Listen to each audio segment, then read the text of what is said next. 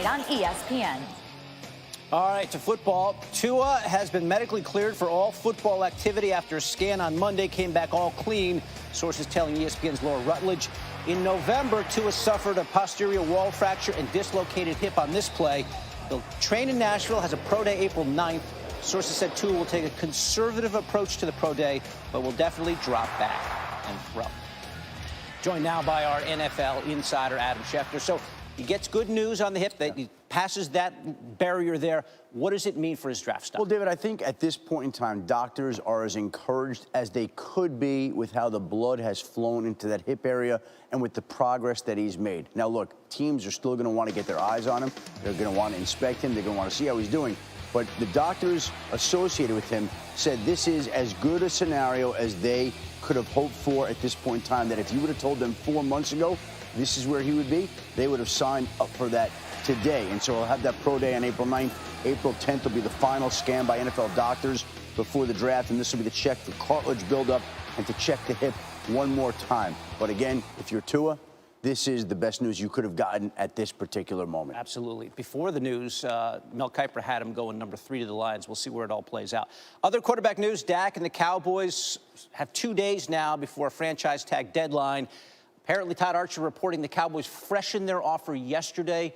How close are the two sides? Well, they sent in the proposal March 2nd, so the proposal has been there for 9 days now, and they haven't made a lot of progress since then. So the offer did come in. It was the first offer the Cowboys have made since September. So that's why everybody is wondering, is there some sort of breakthrough? Could there be some sort of breakthrough? Look, both sides want to get this done, but the fact of the matter is they don't appear to be a whole lot closer right now, though they are up against it. As you mentioned, the franchise tag deadline right now is slated to be Thursday, though the league is looking at pushing that back to Saturday because they pushed back the CBA vote to Saturday. So those two are tied together. So even though the tag deadline is Thursday, that still could be pushed back later in the week, and that could give the Cowboys and Dak Prescott a little bit more time to either apply the tag or to try to get that long-term deal that's been so elusive worked out. Okay, a lot of factors in play here. As Adam referenced, they're pushing back the vote on the CBA. Apparently, a lot of players wanted to change their votes. A resolution came up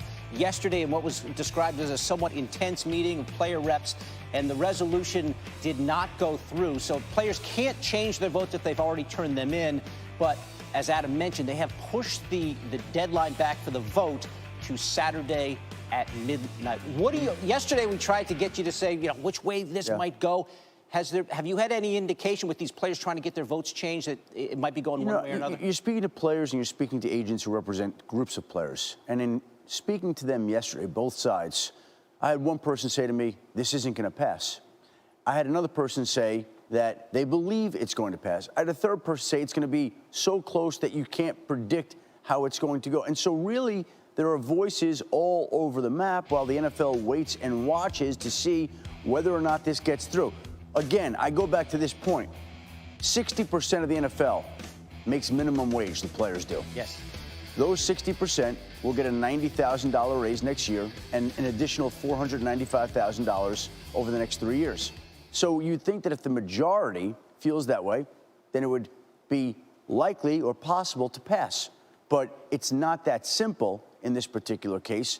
And again, if they decide to vote no, players, I think they're saying they're voting yes for a work stoppage. Okay, and you say it's just a simple majority. If one more person votes yes, it goes. If one more person votes no, it doesn't. Adam Schefter keeping us updated on, again, we're pushed back now to Saturday for the vote.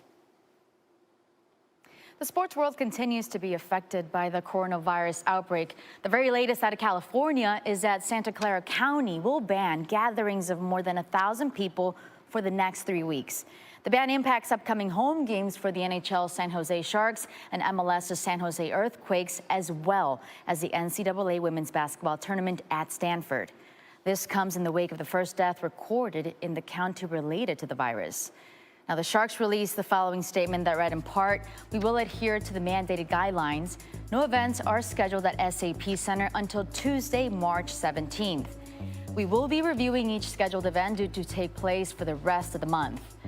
As for San Jose's MLS team, they also weighed in, and this read in part on the precautions they're taking. Fully support the County of Santa Clara Public Health Department's recent announcement barring all mass gatherings. The NHL and MLS joined the NBA and Major League Baseball in taking precautions in this very fluid situation.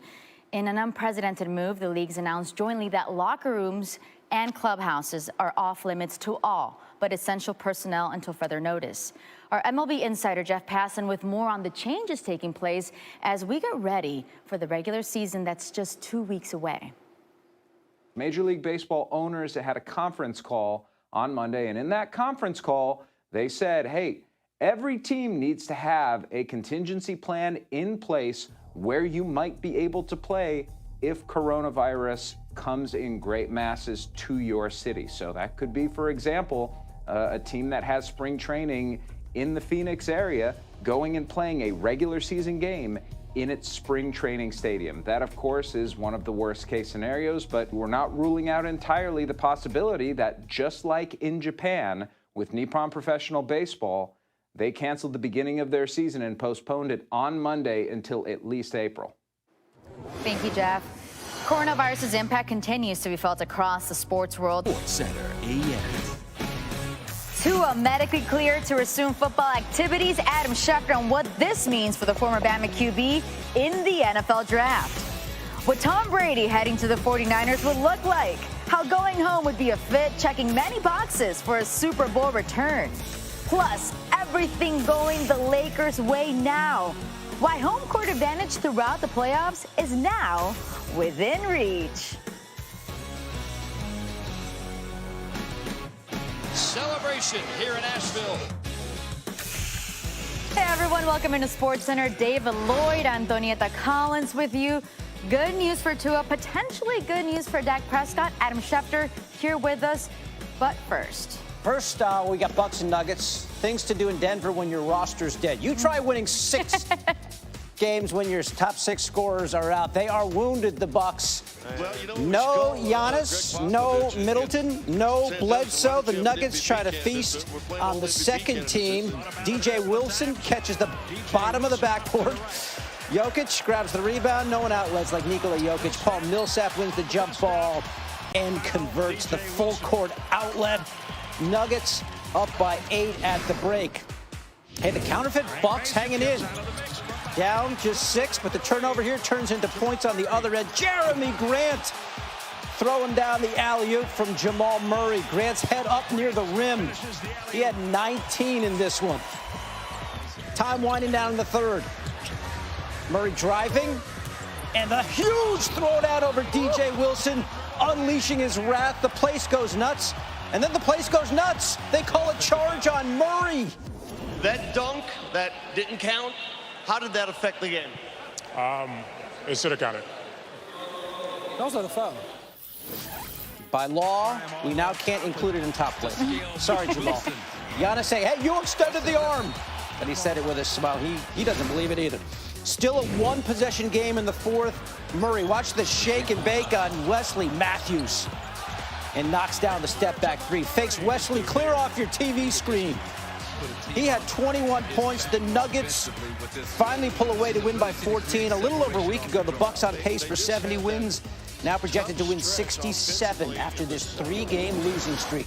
On March 1, the Bucks were 6.5 clear of the Lakers for best record in the NBA. Now that lead is only 2.5, just a game up in the loss column. The Lakers have 3 games in hand on Milwaukee, but after tonight's game with the Nets, LA has a tough 4-game stretch, including the Rockets, Nuggets, and a home-and-home with the Jazz. David, wild night in Vegas, and you've probably heard this before, right? But in this context, we're talking college hoops. West Coast Conference semifinal, number 1 seeded Gonzaga taking on number 5 seeded San Francisco deep in the second half. Look at Khalil Shabazz, drains that, baby. So San Francisco now down by 3. 20 seconds to go, same score, Shabazz. He takes the 3 to tie it, but misses. San Fran cannot complete the upset over the top-seeded Bulldogs. Gonzaga survives. Killian Tilly came up big for the Sags, finishing with 19 points, 10 rebounds in the win. Now, St. Mary's and BYU battling to advance to the finals to face Gonzaga. Under 30 seconds to play with BYU up by 1. Yoeli Childs can't get the jump hook to go for BYU. St. Mary's gets the rebound. It'll come to the final possession. 7.2 seconds left. Jordan Ford gets the ball in the backcourt. He drives, hits the pull-up jumper, comes up clutch again 2 nights after his three-pointer was the clincher in their quarterfinal win over Pepperdine. St. Mary's beats BYU 51-50. Now they play for the title against Gonzaga.